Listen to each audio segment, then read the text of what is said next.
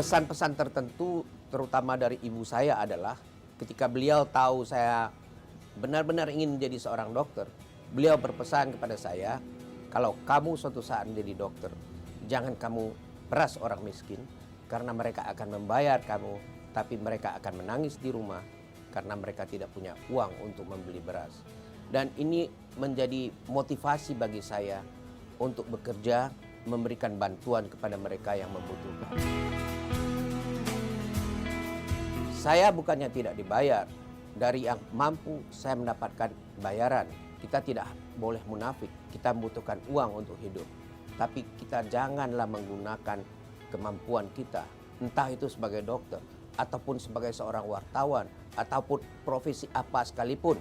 Janganlah itu dipakai sebagai kelebihan untuk memeras orang lain. Itu adalah pesan moral yang diberikan oleh ibu saya. Dan kebetulan saya menjadi seorang dokter. Profesi ini tidak boleh saya salah gunakan untuk mendapatkan sesuatu yang berlebih daripada pelayanan yang saya berikan.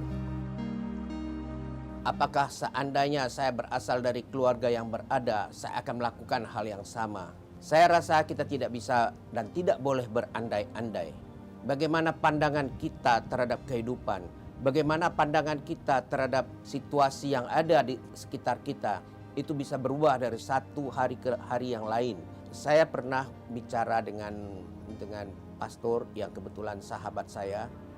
Saya mengatakan ke dia, kelemahan saya adalah saya tidak bisa melihat orang menderita. Pastor John Leftew mengatakan ke saya, dokter, itu bukan kelemahan dokter, itu adalah kekuatan dokter. Butuh waktu bagi saya untuk mencerna apa yang dikatakan oleh pastor ini. Sekarang saya mengambil atau mengerti inti perkataannya. Kebesaran seseorang, kebesaran sebuah organisasi tidak ditentukan oleh berapa besar kekayaannya, berapa banyak hartanya, berapa pandainya dia, berapa banyak titelnya. Tapi bagaimana perilakunya, apa yang dilakukannya untuk menolong mereka yang paling membutuhkan bantuan. Disitulah letaknya kebesaran seseorang, kebesaran sebuah organisasi. Tentang dokter muda sekarang, apakah ada harapan bagi mereka?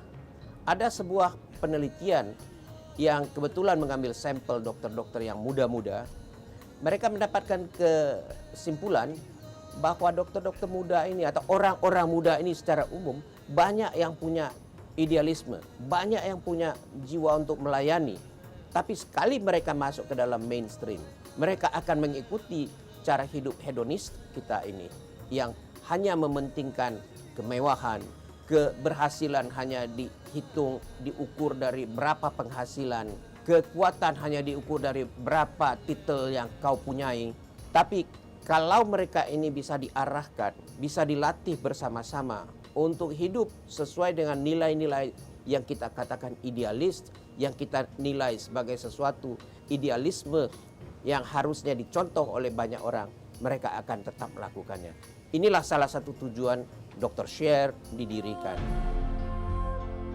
Dan kami saling melatih, kami saling mengingatkan, dan kami saling mengasah untuk bersama-sama menjalankan dan mencapai apa yang dicita-citakan sesuai dengan visi dan misinya Dr. Share.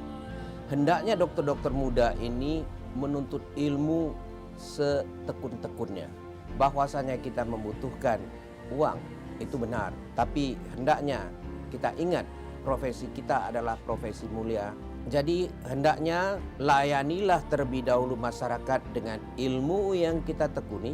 Dengan melayani masyarakat dengan baik, mereka akan menjadi sehat dan negara kita akan menjadi kuat.